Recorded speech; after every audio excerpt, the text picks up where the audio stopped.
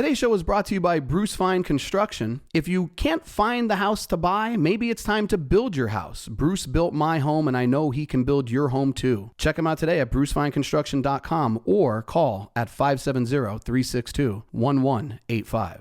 Today's episode is brought to you by Pillar to Post Home Inspectors. Don't buy a home without getting it inspected. You need to use a home inspector you can trust, and that's why I recommend Eric Rubin at Pillar to Post Home Inspectors. If you're buying a home, call the Rubin team today at 570-438-1010. This episode is brought to you today by Whitehall Mortgage. Where there's a will, there's a Whitehall. Buying a home starts by getting a pre-approval, and nobody does it better than Doug in Dallas. Call them today at 570-562-7505 or apply online at whitehallmortgagefinancial.com. Hi, everybody. Thanks for joining us today. I am your host, Dave Wychak. This is the Real Estate Right Now podcast. And today we're going to be talking about a subject that I feel pretty strongly about. And it's really hard to be successful as a realtor. It's hard to find success in this industry. And that runs contrary, I think, to what you see portrayed on television shows and in some cases social media and what people post. But the truth of the matter is, if you want to have great success in this industry, it starts with having a plan. You need to have a crafted approach to how you're going to do everything day to day. And having that plan, a big part of the plan is having a schedule and getting on track with what it is that you want to do. And I think the most important thing about your plan is you have to be able to commit to it and put it into action. It shocks me how many people I see who I think are talented people, smart people, who I look at and they're struggling. And it's one of those things, they'll complain about how difficult life is and how bad their job is, and they just can't catch a break and they're struggling. And I see those things and it kind of makes me upset because, especially when I see them on social media, I have a burning desire to post when people talk about how unhappy they are or about how difficult their life is. I have a desire to post. What are you doing about it? Because it's usually, a lot of times it's the same people and they're posting about their struggles and about their hardships and about this. And I'm not saying that those things aren't real. And I'm not saying that things aren't more difficult now than ever before. And in many cases they are. But what are you actually doing to make a change in your life? I see this all the time. I see people who are willing to work 2 terrible jobs, but they won't commit or they won't dedicate themselves to get the training necessary or take an opportunity that is presented to them to give them a chance to have one really great job. I'm a sports guy and I was a football player and I coached football for a little bit. And they say, when you have 2 quarterbacks, it means you don't have one. And I think about it, I think jobs are the same way. Like if you have to have 2 or 3 jobs to survive, it's because your main job isn't good enough. So what are you doing to challenge yourself, or what are you doing to address that fact? You have to have a plan. That's where it starts. The troublesome part is, I think a lot of people in their profession, and especially in real estate, I think it's true, people think they work really, really hard. And the truth of the matter is most people don't. I have a little bit of experience in corporate America prior to getting into real estate.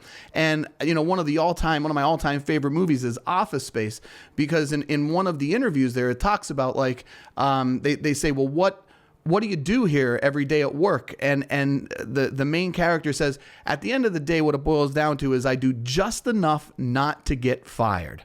And that stuck with me. I thought that was something that was really interesting because I think there's a lot of people today in corporate America or working a job anywhere really. And that's the approach that they take. They do just enough work not to get fired. And what I'm telling you is if that's your approach in your job, or if that's the level of commitment that you're willing to give to your job, 1, maybe you're in the wrong job, and 2, you're definitely not working as hard as you think you are. And I see it in real estate frequently. I see realtors talk to me about it all the time. They say, geez, I hope I get this listing. I hope I get a little bit busier this summer. I hope a couple of my buddies want to start buying houses. But hope isn't a plan, and you have to have a plan. You have to have something that you can hold yourself accountable to. You have to create steps that you can follow every day that's dedicated to things like lead generation and client follow-up and those types of things. You can't get upset for not getting the results for the work that you didn't do. Right? You have to put the time in, you have to put the effort in. And it's shocking to me because, especially in real estate, there's so many people out there that are willing to help you. I remember I went to a real estate convention one time when I opened up the company. It was the first time I ever attended this convention. There were thousands of realtors there. And the keynote speaker came on, and she was in a room with a couple thousand realtors. And the purpose was to tell everyone in the room about how she became so successful in real estate.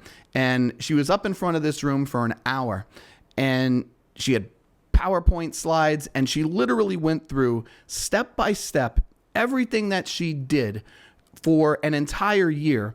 And then she provided people with the results that happened. She said, look, when I did this, this is where I started. And then when I started doing this, these are the changes that I started to notice. So I did this in January, this in February. This is the approach that I take for buyer representation. This is the approach that I started taking for seller representation. This is how I host open houses. These are the things I say. This is how I advertise them. I mean, she went through a slide deck of probably 50 to 60 slides about every single thing that she did to take her career to the next level. And I'd never seen anything like it before. So I remember sitting in the audience at the time, and I was trying to take as many notes as I could. I could barely keep up. My hand was getting sore. I was trying to write down all these great ideas that she was telling everybody in the room. She was about 3/4 of the way through her presentation, and she said, you know, if you're trying to take notes, you can stop. Just come see me at the end of this presentation, give me your email, and I'll send you the slide deck, and I'll send you the recording of what I'm talking about today. And it really blew my mind. So it was one of those things. I wanted the information. I also wanted to talk to her when she was done with her presentation. So I went up to her at the end and I said, you know, does it concern you at all that you stood in front of a room full of realtors who are basically trying to do what you're doing, and you just told them everything? You were an open book. You gave them every tool that they need to succeed. And are you concerned at all that might, you know, impact your business? Now, she wasn't a realtor in Pennsylvania. She was from outside the area, but you get the concept, right? I mean, she's basically saying this is the secret to success, and I'm handing it to you. And at the end of the presentation, she talked to me and she said something that stuck with me to this day. It was very powerful.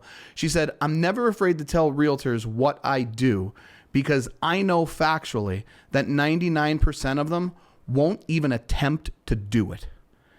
And it just blew me away because I think there's so many resources out there to help people be successful, and people they don't want it. You know, real estate coaching is a big thing. I'm a believer that you need to be coached. And I'm shocked with how many people think, one, they don't need coaching, and two, they don't even want it. And I say it all the time, like if Tiger Woods had a swing coach, you need a business coach, or you need a real estate coach. If Tom Brady had a quarterbacks coach, you need a coach too. And the fact is, the best people in the industry, they want to be coached. They want to be challenged, because once you become great at what it is that you're doing, the improvements at that point, they're small, they're in the margins, and they're easy to miss.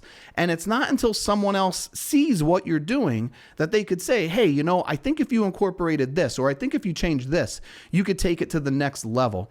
And so many people don't want to hear it. They don't want to entertain that idea.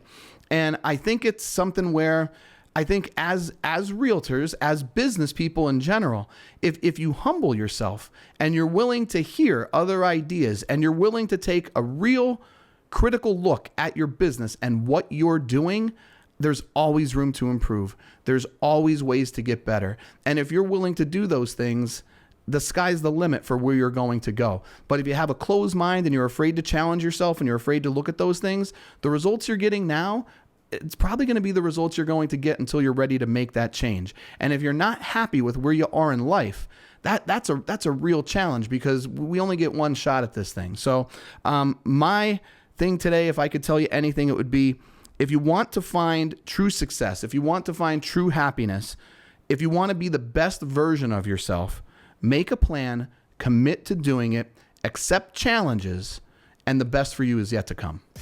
Thanks for joining us for today's episode, everybody. If you want to hear more content, follow us at Real Estate Right Now Pod on YouTube. Once you're there, don't forget to subscribe and leave a review. And if you want to follow me directly, check me out. It's Dave Wychak at Facebook, LinkedIn, TikTok, Instagram, all the socials that you're already using.